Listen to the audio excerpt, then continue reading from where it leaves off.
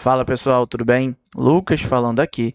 E no vídeo de história de hoje, a gente vai continuar abordando a temática de história do Brasil que a gente iniciou lá na nossa aula ao vivo no dia 5 de outubro. Eu lembro a vocês que naquele dia a gente começou a falar sobre o período da República Democrática, fase da história republicana do Brasil, que vai dos anos de 1945 até 1964. Naquela aula, a gente abordou sobre os governos do Dutra, que vai de 1946 até 1951, e terminamos falando sobre o governo do Vargas, o governo democrático de Vargas, que vai de 1951 até 1954, quando ele morre. Hoje, na nossa aula gravada aqui, a gente vai falar sobre o governo do JK, o governo do Jânio e o início, a subida de João Goulart ao poder, beleza? Então, a gente não vai explorar efetivamente o governo do João Goulart. A gente só vai falar sobre o processo que leva o João Goulart ao poder. Tranquilo? Então, dito isto, feita essa apresentação, acho que a gente já pode começar o nosso conteúdo de hoje. E aí, mais uma vez, como sempre alerto a vocês, não deixem de pegar o caderno e fazer as suas anotações, que vai ser extremamente importante. Então, vamos lá, galera. Vamos começar a falar o nosso conteúdo de hoje efetivamente. A primeira coisa que a gente tem que falar é sobre a morte do Getúlio Vargas e as eleições de 1955. Por que a gente tem que falar isso, gente? Vamos lá. Em 24 de agosto de 1954, o Getúlio Vargas ele vai se matar, como a gente já bem falou na nossa aula ao vivo.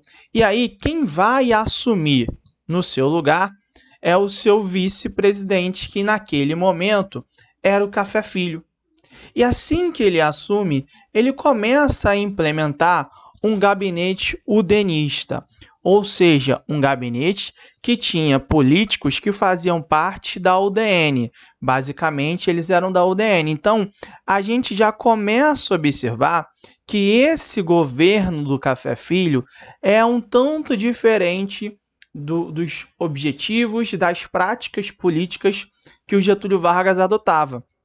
Por quê? O Getúlio Vargas não fazia parte da UDN. Inclusive, a UDN era uma opositora ao governo do Getúlio Vargas. Mesmo assim, a gente começa a notar que novas eleições são convocadas para um ano depois da morte do Getúlio Vargas. E aí, o que a gente vai notar? Nessas eleições que são convocadas, o primeiro candidato que a gente tem é nada mais, nada menos que a figura do Juscelino Kubitschek, político mineiro e que vinha através da coligação PSD-PTB. Já o segundo candidato, era o Adhemar de Barros, candidato de São Paulo e vinha através da sigla PSP. Ele era um político extremamente populista. O terceiro candidato vem pela UDN, que é o Juarez Távora, militar. E o quarto candidato é o Plínio Salgado, do PRP. Para quem não lembra, o Plínio Salgado era o que fazia parte, o que era o líder da AIB, da Ação Integralista Brasileira, movimento fascista do Brasil durante a década de 1930. Dentro desse processo eleitoral, que tinha esses quatro principais nomes, a gente vai notar que as eleições vão se fazer desta maneira aqui, ó. Primeiro lugar é o JK, com 36% dos votos. Segundo lugar é o Juarez Távora, com 30% dos votos. E o terceiro lugar é o Adhemar de Barros, com 26% dos votos. Vocês podem perceber aí que o Plínio Salgado não está nessa listagem aí porque a porcentagem de votos dele foi muito reduzida. Baseado nisso, quem ganha as eleições presidenciais, quem seria o próximo presidente do Brasil, seria nada mais, nada menos que a figura do JK. Então, o JK passaria a comandar o Brasil a partir de 1956. Qual foi o grande problema, então, gente? Vamos lá. O grande problema é que a oposição do JK começa a alegar que a vitória dele foi uma verdadeira mentira democrática. Aí você deve estar se perguntando, por que eles estão alegando isso se teve eleição? Vamos lá, então, às justificativas deles.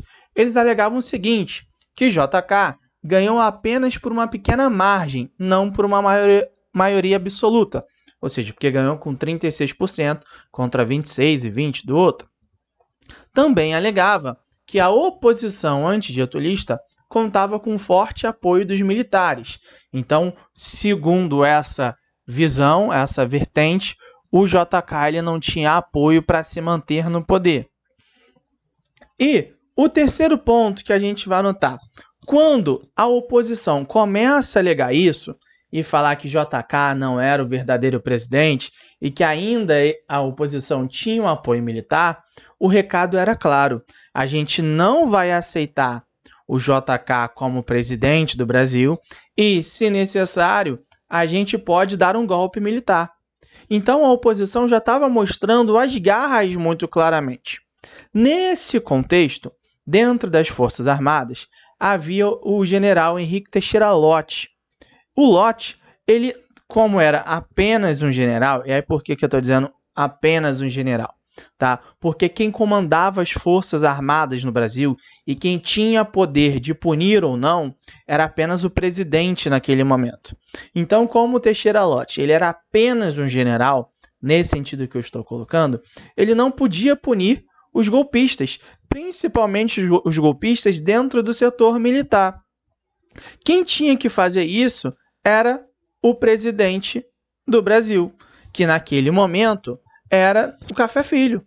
Só que qual é o problema? O Café Filho, ele tem um ataque cardíaco, né? Então, ele que assumiu no lugar do Vargas, que havia se matado, tem um ataque cardíaco, e aí o poder passa para o presidente da Câmara dos Deputados, que era a figura do Carlos Luz. O Carlos Luz, ele tinha como obrigação punir, então, os golpistas. Só que o que a gente vai observar? O Carlos Luz não faz nada. Por quê? Começa a se acreditar, então, que o Carlos Luz concordava com a prática dos golpistas e buscava se manter no poder através dessa ação que seria adotada para impedir que o João Goulart... Eita, quase não sai, gente, perdão. Que o Juscelino Kubitschek assumisse a presidência do Brasil. Então, ele começa a deixar rolar as coisas. O que o general Teixeira Lott, então, vai fazer? Ele vai dar um golpe preventivo para manter a legalidade. Como assim um golpe preventivo? Ele vai dar um contragolpe, vamos dizer dessa maneira. Então, ele vai nada mais, nada menos que tirar o Carlos Luz do poder. Aí, quando ele tira o Carlos Luz, ele empossa o Nereu Ramos, que foi o presidente, que era o presidente do Senado. O Nereu Ramos iria sustentar na presidência do Brasil até o momento de subida do JK, e o Teixeira Lott começava a punir, a prender todos os golpistas. Então ele conseguia evitar um golpe militar vindo ao Brasil. E aí dessa maneira ele também conseguia manter a legalidade no país. E assim foi feito. O JK assume a presidência do Brasil por volta do ano de 1956. Assim que ele assume a presidência, o que a gente vai observar? Que uma das principais características do seu governo está na questão econômica. A política econômica do governo do JK é marcada pelo plano de metas.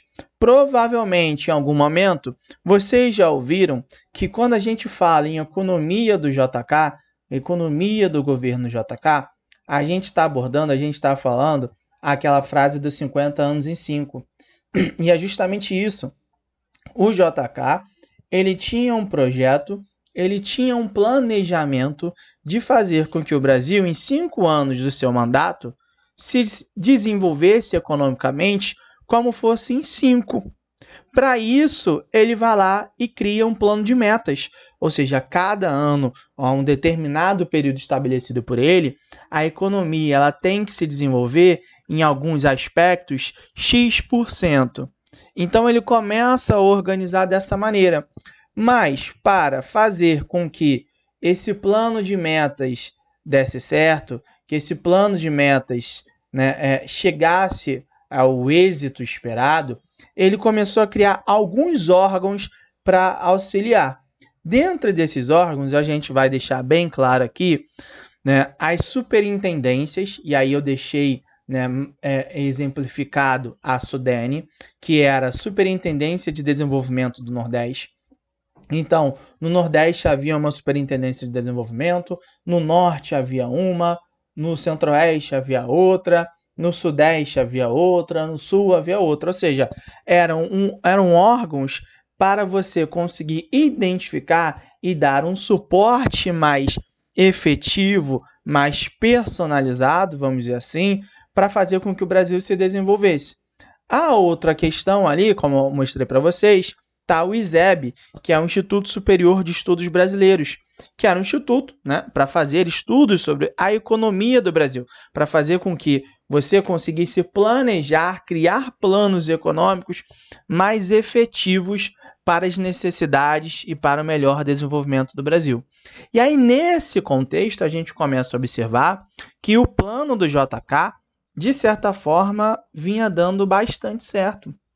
E vinha dando bastante certo porque a economia, o plano de desenvolvimento dele, foi pautado no que a gente coloca como o tripé econômico do nacional desenvolvimentismo. O que seria essa ideia do nacional desenvolvimentismo? Vamos lá, galera. Quando a gente vai falar em economia, tá? E quando a gente vai falar sobre um projeto de desenvolvimento econômico, a gente pode abordar que o investimento desse projeto pode ser feito a partir de um capital privado internacional, do capital privado nacional e do capital estatal, ou seja, dinheiro público, efetivamente. O que a gente vai notar no plano econômico do JK?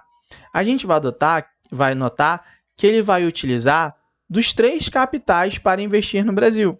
Então, indústria de base, quem vai investir é o capital estatal.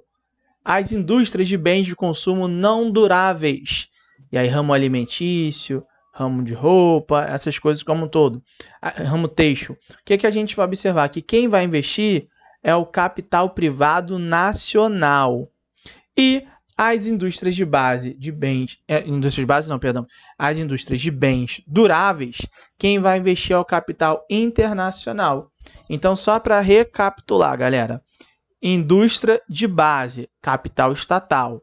Bens de consumo não duráveis, capital nacional, privado. E indústria de bens de consumo duráveis, capital privado internacional. Então, a gente começa a ver que a economia brasileira ela vai se desenvolver dessa maneira. E aí, quando ela se desenvolve dessa maneira, a gente vai observar que a produção industrial brasileira cresceu em cerca de 80%. O PIB cresceu em média 7% ao ano. Ou seja, PIB é o Produto Interno Bruto, é a soma de todas as riquezas do país, produzidas no país ao longo de um ano.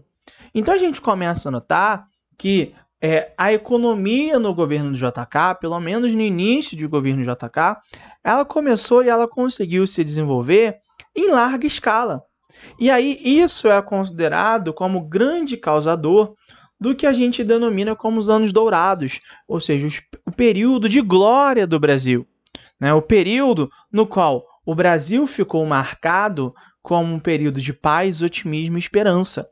Só para a gente ter noção, o Flamengo ele foi tricampeão carioca nos anos 50. Então isso mostra para a gente, né, como de fato havia um período de paz, otimismo e esperança. Né? Então a gente nota que o Brasil estava se desenvolvendo. Porém, o maior símbolo do desenvolvimento do Brasil, se é que a gente pode pensar desta maneira naquele contexto, pelo menos para o JK foi nada mais nada menos que a construção de Brasília, que foi inaugurada em 1961 e passou a ser a capital do Brasil no lugar do Rio de Janeiro. Brasília foi um projeto político do JK. Né? Havia um interesse de mudar a capital, sair do Rio de Janeiro e ir para Brasília, que foi construída. É uma cidade planejada, isso a gente tem que falar. E, no momento, o argumento utilizado por JK era de que a capital, no centro do país, iria integrar de uma forma melhor e mais adequada todas as regiões do Brasil. A gente nota, repara só, que aí tem a imagem do que a gente chama do plano piloto de Brasília. Esse é o plano de construção de Brasília, no qual, se a gente puder observar, se a gente notar, a gente vai ver que tem um formato, né, de um avião, né? Então, ao centro estão as partes mais importantes do Brasília, e aí, quando a gente vai se afastando desse centro, a gente vai vendo que ali é aquela região que a gente conhece como as asas, asa sul e asa norte, que hoje são as regiões menos desenvolvidas. Quanto mais afastadas do centro de Brasília, menor é o desenvolvimento dessas regiões. Então a gente nota que nesse contexto começa a ocorrer um desenvolvimento muito forte da economia brasileira.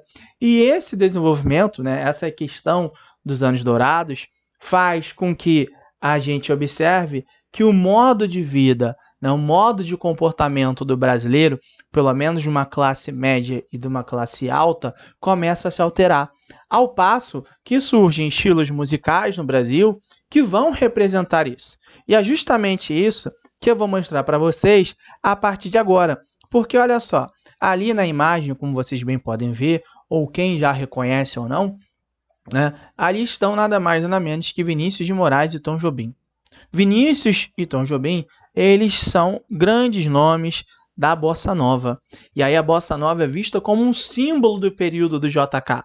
Porque as músicas elas vão tentar mostrar ou elas vão abordar o modo de viver que agora era diferente. O cara vai à praia de carro e aí ele fica vendo o mar. Ou seja, isso, obviamente, para uma classe média alta, né? Então a gente vai notar justamente isso. E aí a Bossa Nova virou um grande símbolo da música brasileira.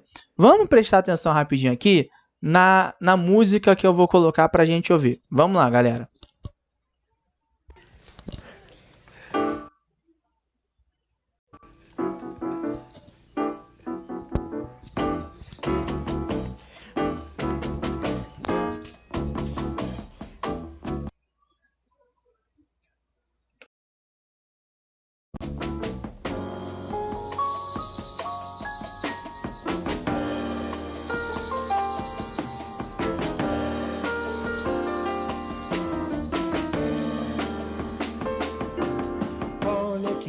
Mais linda, mais cheia de graça, é ela, menina que vem e que passa, um doce balanço caminho do mar. Moça do Porto Dourado, do sol de Ipanema, o céu balançado é mais que um poema, a coisa mais linda que eu já vi passar.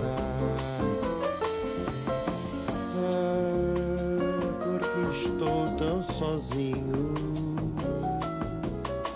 Ai, porque tudo é tão triste. Ai, a beleza que existe, a beleza que não é só minha, que também passa sozinha. Ah, se ela soubesse que quando ela passa, o mundo inteirinho se enche de graça e fica mais lindo por causa do amor, por causa do amor, por causa do amor.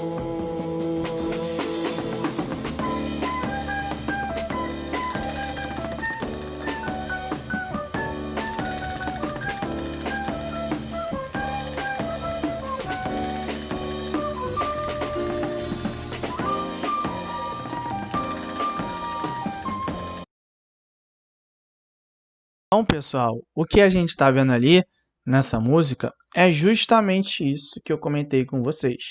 A gente está notando que, nesse período, o modo de vida do brasileiro está se alterando. Então, ele está mostrando claramente, né, essa nova concepção, esse novo comportamento.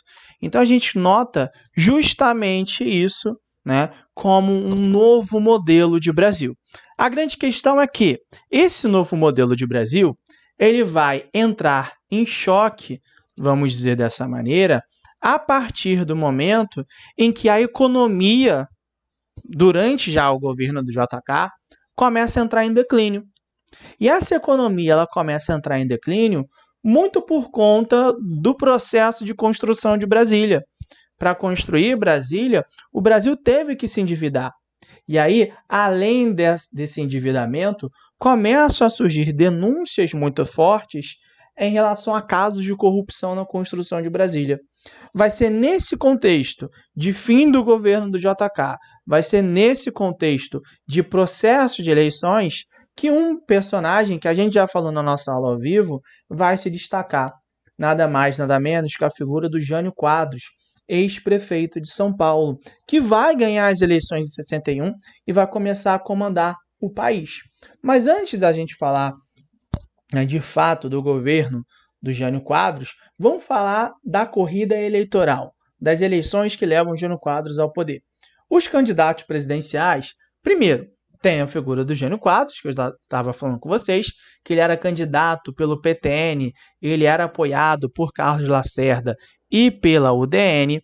Além disso, também tem a figura do Marechal, já passou a ser Marechal Henrique Teixeira Lott, do PSD e apoiado pelo PTB, e aí ele seria, de certa forma, o herdeiro natural do JK, porque fazia parte da coligação, e também tem a figura do Adhemar de Barros, mais uma vez, né, candidato pelo PSP e que vinha baseado em uma ideologia populista. Dentro desse processo eleitoral, por mais que fosse o candidato natural e o favorito a ganhar aquelas eleições, o Teixeira Lott ele fez uma campanha eleitoral horrível. Por isso, e se aproveitando, né, de todo esse prejuízo causado por Teixeira Lott, Jânio Quadros ele vai conseguir se eleger presidente do Brasil. E aí reparem, o Jânio Quadros tem 48% dos votos, o Teixeira Lott conseguiu 28% e o Adhemar de Barros conseguiu 23%. Naquela campanha eleitoral, o Jânio Quadros começou a utilizar e utilizou em larga escala o lema e o slogan de que ele iria varrer a corrupção no Brasil. Não à toa vem aquela ideia do varre, varre, varre, vassourinha, que era a campanha eleitoral dele. Então ele se apega, vamos dizer assim, a um discurso extremamente anticorrupção, a um discurso extremamente moralista. E aí isso vai fazer com que a população passe a apoiar ele, né? Porque em diversos momentos da campanha eleitoral, para se mostrar como um candidato popular, ele chegava a tirar pão com mortadela e comia, há também, né, denúncias, entre aspas, de que ele tacava talco no paletó dele para parecer que era caspa, então dizer que era popular. Então a gente começa a observar que essas coisas vão surgir. E aí o Jânio Quadros então consegue se eleger a partir do apoio popular dentro desse processo eleitoral. Sendo que, quando o Jânio Quadros começa a governar o Brasil, o governo dele é um completo desastre de apenas 8 meses. Por quê? Ao longo da maior parte do seu governo, ele vai se ocupar de questões desproporcionais ao cargo. Por exemplo, ele vai proibir a rinha de galo, ele vai proibir o uso de biquíni nas praias, ele vai proibir... Naquele contexto, naquela época, o Brasil estava passando por uma crise econômica gigantesca, muitas pessoas estavam vivendo com fome e ele começa a se preocupar justamente de todas essas questões que governos estaduais, governos municipais poderiam fazer, né? Poderiam perfeitamente fazer e era possível de fazer. E aí algumas dessas medidas aqui são absurdas. Por exemplo, o uso de biquíni. Ele proíbe, gente, o uso de biquíni em praia, né? Essa medida ela é tão fora do comum, ela é tão absurda, que a gente vai notar que até hoje ela é alvo de meme, como esse aqui que eu vou mostrar a vocês. Repara, uma pessoa no Twitter botou assim: quem disse que loira não pode usar biquíni? Aí postou foto dela com biquíni. E aí a pessoa vai lá e responde em cima: Jânio Quadros. Porque o Jânio Quadros de fato proibiu. Então, assim, de certa forma, a gente começa a notar que desde o início o governo do Jânio Quadros é um total absurdo. É unanimidade. Porque ele vai conseguir desagradar tanto a galera da esquerda quanto a galera da direita. E aí, isso vai ficando cada vez mais claro, né, quando ele adota uma política externa independente, o que a gente chama de PEI. O que seria essa política externa independente? Seria a ideia de um não alinhamento automático, porque assim que o Jânio Quadros assumiu o poder, né, o mundo estava passando pelo período que a gente conhece como de Guerra Fria. Então, surgia como necessidade, era importante ou não, né, você definir em qual lado você estava. Então, geralmente se entendia com muita força que se você não estivesse do lado dos Estados Unidos, você estava do lado da União Soviética. Então, começava a surgir justamente isso. De certa forma, a política externa do Jânio Quadros é uma política externa boa, se a gente parar para pensar. Por quê? Ele buscava sempre as melhores condições para o país. No entanto, ele estava no auge da Guerra Fria. Então, aquilo ali foi, né, observado de uma forma um tanto errada.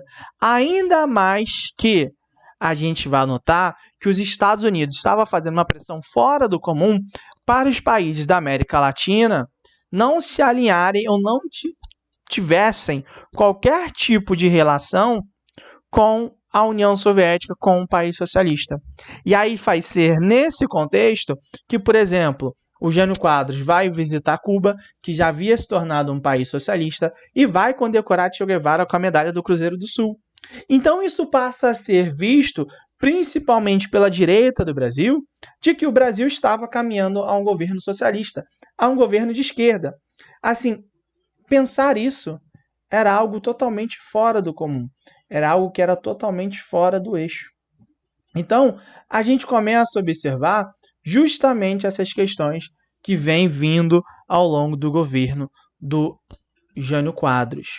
E aí, para completar a situação, o Jânio Quadros já havia pego uma situação de crise econômica. E aí, crise econômica baseada em uma inflação. Repara só essa imagem que eu estou colocando aí para vocês, que é a inflação brasileira entre os anos de 1950 até 1969. Eu vou demonstrar aqui onde que era que o Jânio Quadros pegou. Então, repara, quando o Jânio Quadros pega o Brasil, a inflação estava aí na casa de um pouquinho acima dos 40%. E aí, para tentar resolver essa situação, o Jânio ele vai fazer uma política de contenção de gastos e investimentos. Sendo que, quando você faz uma política de contenção em gastos e investimentos, a população mais pobre é que começa a sofrer. Então, o brasileiro ele começou a observar claramente, vivenciar claramente os efeitos dessa crise na qual o Brasil estava passando. E, obviamente, a oposição começa a questionar, começa a colocar a culpa no Jânio Quadros, porque ele não estava conseguindo resolver essa situação. Então, assim, em 8 meses, o Jânio Quadros já começou a ser bastante questionado. Repara que tudo isso que a gente está falando aqui foi ao longo de 8 meses, tá, galera? Então, assim, pouquíssimo tempo em que a gente está observando isso. E aí, para completar, o Jânio ele começa a ficar isolado politicamente. Ele fica sem base política e se ele não tinha base, ele estava também, obviamente, sem governabilidade. O Carlos Lacerda, aquele mesmo que a gente já falou no governo do Getúlio Vargas, ele para de apoiar o Jânio Quadros e vai para a oposição. A UDN, que apoiou o Jânio Quadros nas eleições, também se opõe ao governo dele por conta da PEI. E aí, mais uma vez, o Carlos Lacerda, em uma atitude contrária aos ritos democráticos, ele faz uma denúncia de que o Jânio Quadros estava organizando uma suposta tentativa de golpe. Isso era algo absurdo de se pensar, mas como o Carlos Lacerda era o governador do estado do Guanabara e ele era um jornalista já conhecido e renomado, essa denúncia começa a ganhar uma repercussão. E aí, um dia depois, no 25 de agosto de 1961, o Jânio Quadros renuncia. Ele escreve uma carta, né, e essa carta a gente geralmente diz que foi uma forma de falar assim para o povo, ó, estou renunciando, mas se vocês quiserem que eu fique, eu fico, né? Só que se essa foi a intenção, não deu muito certo, porque o Jânio Quadros escreveu a carta de renúncia, e aí após escrever a sua carta de renúncia, ele de fato teve que sair do poder. E no lugar dele, quem viria a assumir, tá? Quem viria a assumir foi o seu vice-presidente, que era o João Goulart. João Goulart, ele, assim que sai a notícia da renúncia, ele estava em uma comitiva na China. A China, que já era socialista desde 1949 e era comandada por nada mais, nada menos que o Mao Tse-tung. Esse retorno, essa notícia, de que o João Goulart deveria assumir a presidência foi algo totalmente inesperado. Então ele teve que organizar rapidamente a sua volta, sendo que, o João Goulart ele era um cara que era acusado de que iria implementar uma república sindicalista e comunista no Brasil. Dessa forma, então, ele era um risco à segurança nacional do país. Por isso, assim que ele volta ao Brasil e ele estava chegando, o João Goulart é proibido de assumir a presidência do país através da figura dos militares. Então, os militares proíbem, não deixam, porque ele iria implementar o comunismo no Brasil. Ele era associado com Cuba, associado com a China, eram discursos, eram as denúncias que faziam. Na prática, a gente observava que o João Goulart ele não era ligado a isso efetivamente e que ele também não iria implementar uma república comunista. Mesmo assim, ele foi proibido. Ele não pôde sair do avião no Rio de Janeiro.